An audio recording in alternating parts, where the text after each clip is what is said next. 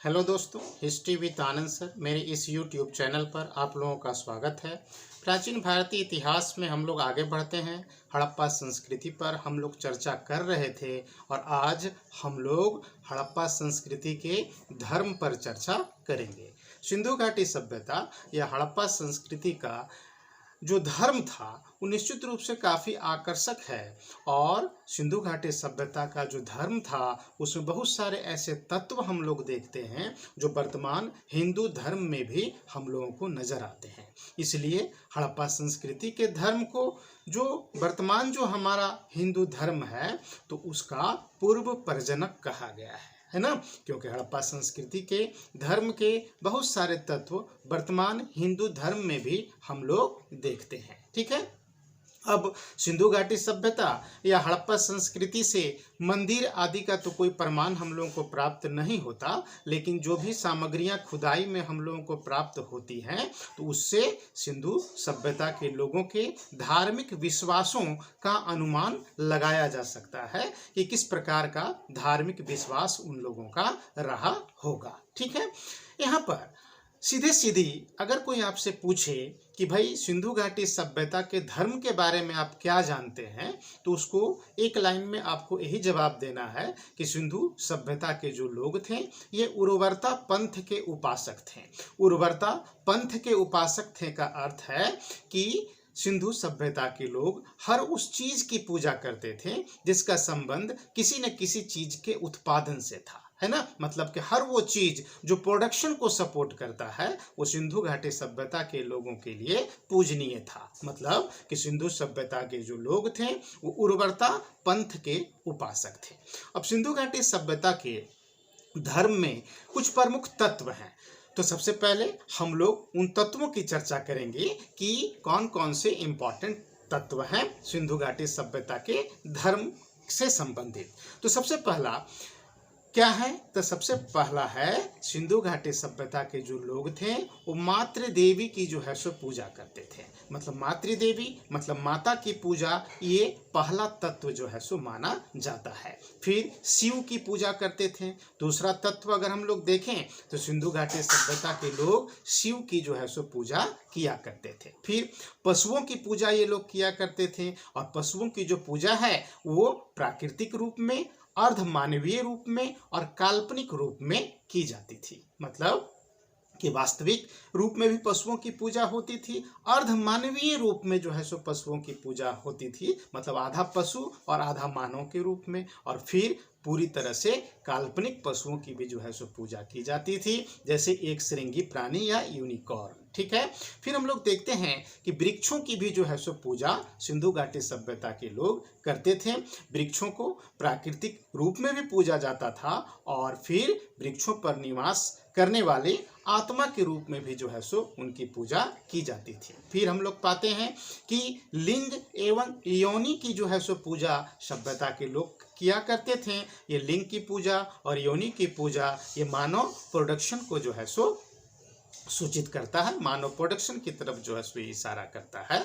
और लिंग पूजा हम लोग पाते हैं क्या कि प्रोटो ऑस्ट्रोलाइड माना जाता है कि प्रोटो ऑस्ट्रोलाइड जो प्रजाति है तो प्रोटो ऑस्ट्रोलाइड प्रजाति के द्वारा ही संभवतः लिंग पूजा की जो है सो शुरुआत की गई थी। तो लिंग और योनि की पूजा भी एक तत्व है हड़प्पाई धर्म का। फिर हम लोग पाते हैं कि ताबीजों का प्रयोग करते थे, तंत्र मंत्र पर भी संभवतः इन लोगों का विश्वास था। फिर हम लोग पाते हैं क्या कि धर्म का एक तत्व क्रीमेथीइज्म भी था।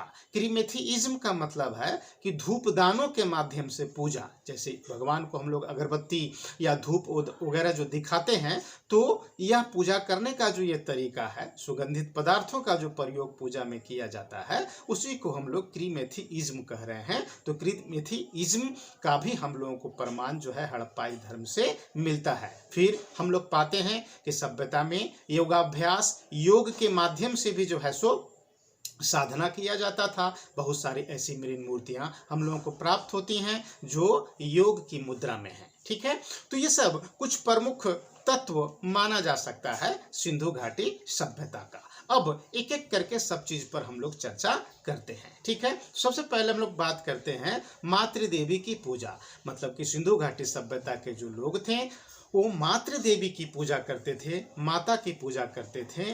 बड़ी संख्या में हम लोगों को स्त्री मृण मूर्तियां जो है सो प्राप्त हुई हैं। बड़ी संख्या में स्त्री मृण मूर्तियां हम लोगों को प्राप्त होती हैं।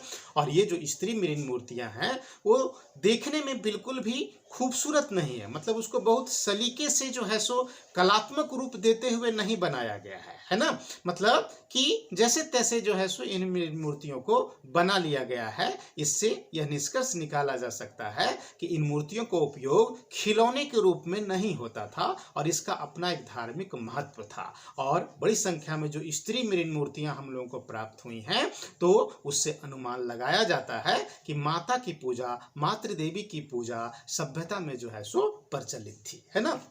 अब देवियों की जो पूजा की जाती थी तो वो सौम्य रूप में भी की जाती थी और रौद्र रूप में भी की जाती थी। मतलब कि देवियों की पूजा सौम्य एवं रौद्र दोनों रूपों में जो है सो की जाती थी। जैसे वर्तमान में काली जो है वो रौद्र रूप का प्रतीक है, तो दुर्गा जो है वो सौम्य रूप का प्रतीक है। तो हम लोग पाते हैं कि हड़प्पाई संस्कृति में भी देवियों की पूजा सौम्य और रौद्र दोनों रूपों में की जाती थी। बलूचिस्तान के कुली नामक स्थान से हम लोगों को जो मृण मूर्ति प्राप्त हुई है वो सौम्य रूप का प्रतीक है। तो बलूचिस्तान के ही झोब नामक स्थान से जो मृण मूर्ति प्राप्त हुई है वो रौद्र रूप का जो है सो प्रतिनिधित्व करती है ना। फिर देवियों की जो पूजा की जाती थी तो मुख्य रूप से कुमारी के रूप में जो है सो की जाती थी। मतलब कि अधिकांश जो देवियां हैं वो अनमैरिड हुआ करती थी, मतलब कि कुमारी के रूप में देवियों की पूजा मुख्य रूप से की जाती थी, है ना। कुछ विवाहित मृण मूर्तियों की भी पूजा का प्रमाण हम लोगों को मिला है, लेकिन मुख्य रूप से देवियों की पूजा कुमारी के रूप में ही की जाती थी। ठीक है।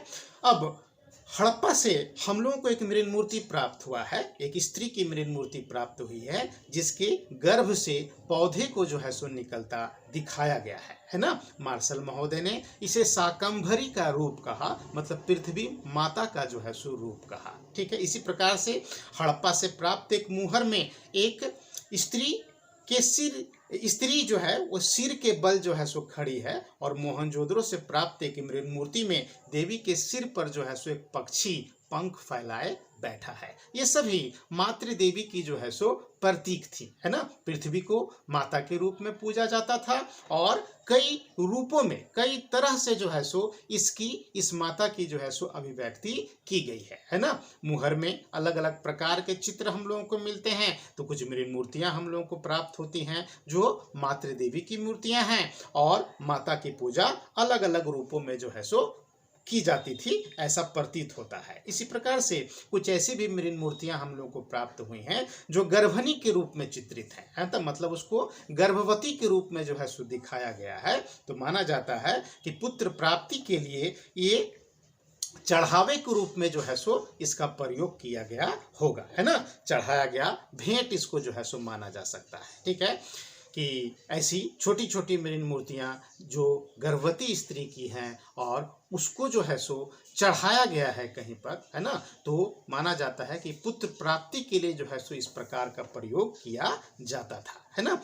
तो ध्यान रखना है आपको कि सिंधु घाटी सभ्यता में मातृ देवी की जो है सो पूजा की जाती थी। मातृ देवी मुख्य रूप से हम लोग कह सकते हैं कि पृथ्वी माता का जो है सो रूप होता था, मतलब कि पृथ्वी को माता के रूप में जो है सो पूजा जाता था। इसी प्रकार से बहुत सारी ऐसी बीमारियां संस्कृति में रही होंगी, तो उन बीमारियों के निवारण के रूप में भी जो है सो मातृ देवी की पूजा सभ्यता में की जाती होगी। जैसे वर्तमान समाज में भी हम लोग पाते हैं कि यदि हम लोग देखते हैं कि चेचक आदि बीमारी अगर होती है, चेचक वगैरह अगर फैलता है, तो हमारे घर की जो माएँ होती हैं तो वो माता की जो है सो पूजा करती हैं। ये माता कौन है, कैसी लगती हैं, वो कुछ नहीं जानते, लेकिन माता की जो है सो पूजा की जाती है। तो ये कौन माता है, तो ऐसा माना जा सकता है कि सिंधु घाटी सभ्यता की मातृ देवी का ही जो है सो ये एक रूप है, उसी का एक अवशेष है जो अभी भी हमारे समाज में चल रहा है। ठीक है।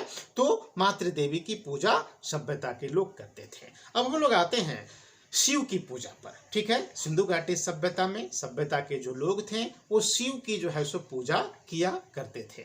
मोहनजोदड़ो से हम लोगों को जो मुहर प्राप्त हुआ है उसमें एक योगी की मुद्रा में एक व्यक्ति का चित्र है है ना, जिसके 3 मुख और 2 सींग हैं। और इस योगी के बाईं ओर बाघ तथा हाथी तथा दाईं ओर भैंस एवं गैंडे का चित्र है और उसके नीचे 2 हिरन जो है सो बैठा हुआ है। मार्शल महोदय ने पशुओं से घिरे हुए इस योगी को पशुपति शिव कहा, है ना, मतलब शिव का आदि रूप बताया मार्शल महोदय ने। ठीक है, ये जो मुहर मोहनजोदड़ो से जो हम लोगों को प्राप्त होता है, इसमें 5 प्रकार के 6 पशु अंकित हैं, मतलब कि योगी के चारों ओर जो है सो विराजमान है। 5 प्रकार के पशु हैं और पशुओं की संख्या टोटल जो है वो 6 है। इसको मार्शल महोदय ने पशुपति शिव कहा, शिव का आदि रूप कहा। इसी प्रकार से हम लोग पाते हैं क्या कि और भी कई ऐसे प्रमाण हम लोगों को प्राप्त हुए हैं, है ना, जिसमें सिंहधारी, है ना, एक योगी या एक पुरुष की आकृति बनी हुई है और उसको पूजा करते हुए जो है सो दिखाया गया है। तो शिव की पूजा जो है सो सभ्यता में होती थी। शिव की पूजा कई रूपों में जो है सो होती थी। हम लोग देखते हैं कि किरात रूप में भी शिव की पूजा होती थी। किरात मतलब कि शिकारी के रूप में शिव की पूजा होती थी। फिर नागधारी के रूप में शिव की पूजा होती थी। धनुर्धर के रूप में शिव की पूजा होती थी और फिर नर्तक रूप में भी शिव की पूजा होती थी। लिंग के रूप में शिव की पूजा तो होती ही थी। ठीक है, कालीबंगा से हम लोगों को शिवलिंग भी जो है सो प्राप्त हुआ है। ठीक है, फिर एक और स्थान से हम लोगों को जो है सो एक आकृति मिला है, ठीक है ना, जिसमें एक व्यक्ति को 2 बाघों से जो है सो लड़ता हुआ दिखाया गया है और संभवतः यह मेसोपोटामिया के देवता गिलगनेश की जो है सो आकृति है ना। एक देवता योग की मुद्रा में है, योग के आसन में है तथा एक नाग दोनों ओर हाथ उठाकर आप उसके सामने घुटने टेक कर प्रार्थना कर रहा है। इसी प्रकार से कई कमंडल हम लोगों को प्राप्त हुए हैं, जिसका प्रयोग आज भी शैव धर्म के लोग जो है सो करते हैं। लिंग और योनि की भी कई आकृतियां हम लोगों को प्राप्त होती हैं। हड़प्पा से लिंग पूजा का सबसे ज्यादा प्रमाण भी हम लोगों को प्राप्त होता है। इसी प्रकार कालीबंगा, मोहनजोदड़ो और अन्य स्थानों से शिव पूजा का जो है सो कई प्रमाण हम लोगों को प्राप्त होता है। तो ये जो है सो माना जा सकता है कि ये जो सिंहधारी है ना, जो देवता सिंधु घाटी सभ्यता में रहे होंगे, जिसको मार्शल महोदय ने आदि शिव कहा, तो वो उर्वरता से जुड़ा हुआ देवता रहा होगा। उर्वरता पंथ से उत्पादन को जो है सो सपोर्ट करने वाला देवता रहा होगा। तो शिव की पूजा भी जो है सो सभ्यता में लोग करते थे। फिर हम लोग पाते हैं कि वृक्ष पूजा भी जो है सो सभ्यता में की जाती थी, मतलब कि पेड़ों की पूजा की जाती थी। 2 रूपों में की जाती थी, एक तो प्राकृतिक रूप में और दूसरा वृक्ष में निवास करने वाली आत्मा के रूप में जो है सो वृक्ष की पूजा की जाती थी, है ना। मोहनजोदड़ो से हम लोगों को एक मुहर में एक देवता को पीपल के वृक्ष की 2 शाखाओं के बीच जो है वो खड़ा दिखाया गया है और 7 मानव आकृतियां एक पंक्ति में खड़े होकर उसकी पूजा कर रहे हैं, है ना। तो इस प्रकार का प्रमाण हम लोगों को प्राप्त होता है। वृक्षों में हम लोग देखते हैं कि पीपल की पूजा, नीम की पूजा और बबूल की पूजा मुख्य रूप से जो है सो की जाती थी। ठीक है, फिर हम लोग पशु पूजा को भी देखते हैं, मतलब सभ्यता के लोग पशुओं की भी जो है सो पूजा करते थे, वास्तविक रूप में भी और काल्पनिक रूप में भी, है ना।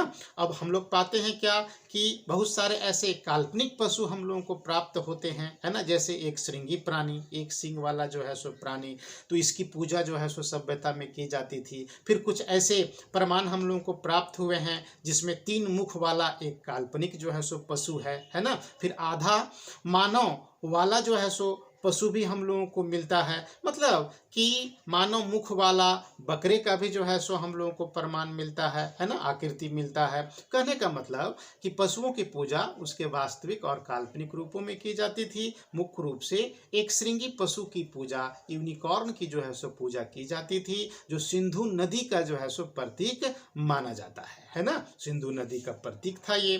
फिर प्राकृतिक रूप में बहुत सारे पशुओं की पूजा होती थी, जैसे भैंस की पूजा, है ना, कुबड़ वाले सांड की पूजा, बाघ की पूजा, हाथी की पूजा, है ना, इन सब की जो है सो पूजा की जाती थी। कालांतर में हम लोग पाते हैं कि हिंदू धर्म में जब बहुत सारे देवी देवता स्थापित हुए तो भैंस को हम लोग यमराज से जोड़ दिए, दुर्गा को हम लोग बाघ से जोड़ दिए, शिव को हम लोग जो है सो बैल से जोड़ दिए, इसी प्रकार से इंद्र को हम लोग हाथी से जोड़ दिए, ठीक है ना।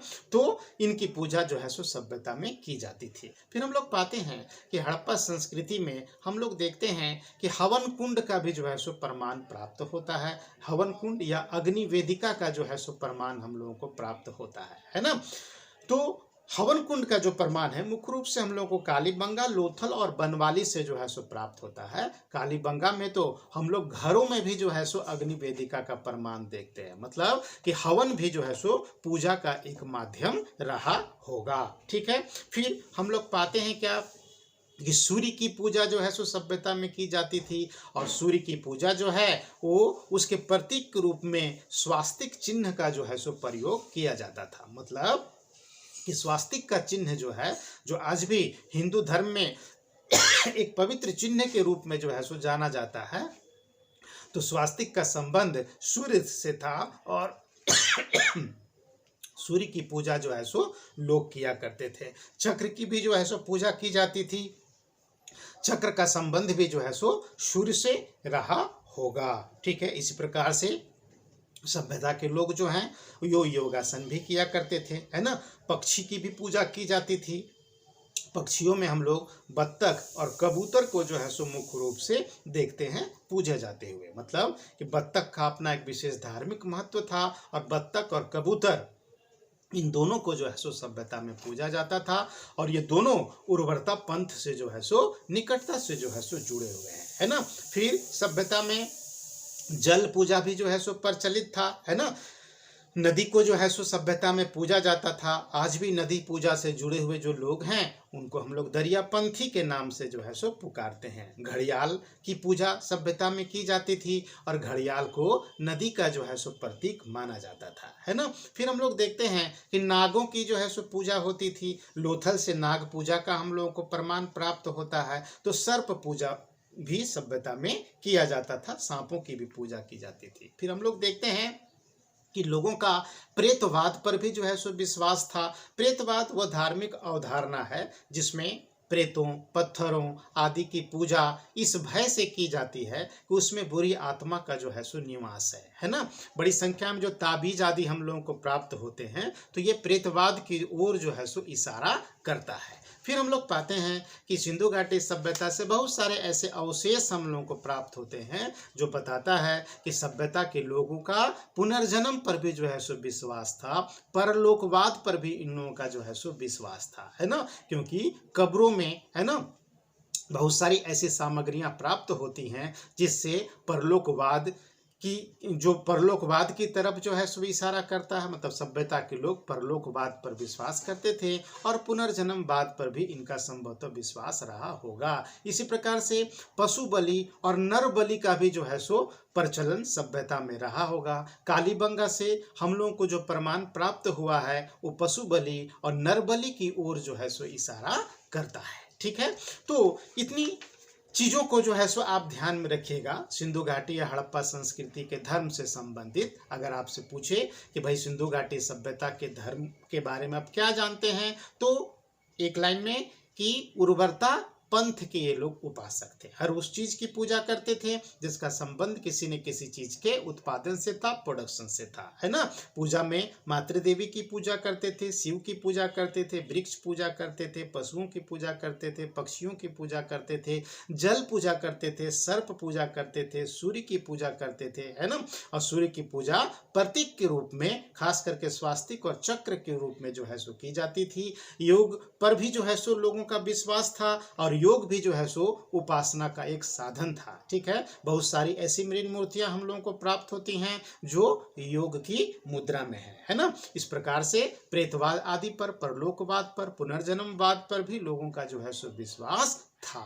तो इतनी चीजों को आप जो है सो ध्यान में रखिएगा, है ना। और इन सब से यही निष्कर्ष निकाला जा सकता है कि मूर्ति पूजा का आरंभ जो है वो सिंधु घाटी सभ्यता में ही सबसे पहले हुआ, है ना। सिंधु घाटी सभ्यता में ही मूर्ति पूजा का आरंभ इस चर्चा से जो है सो प्रकट होता है। तो इतनी बातों को जो है सो आप ध्यान में रखिएगा। नेक्स्ट जो वीडियो हमारा होगा वो सिंधु घाटी सभ्यता के पतन पर होगा। हम लोग चर्चा करेंगे कि सिंधु घाटी सभ्यता का पतन जो है वो किस प्रकार से हुआ और पतन का मतलब क्या है। ठीक है, धन्यवाद।